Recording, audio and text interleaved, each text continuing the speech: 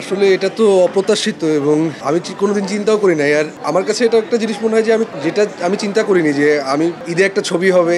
সেখানে এত বড় বড় আর্টিস্টের মধ্যে আমি কাস্টিং হব এবং এত বড় আর্টিস্টদের মধ্যেও মানুষ একটু হলেও আমার কথা বলবে। এখন তো দেখি একটু চেয়ে অনেক বেশি বলতেছে, তো এটা আসলেই আশা করিনি কোনোদিন এবং এবং আশা যেহেতু করিনি তারপরেও পেয়েছি,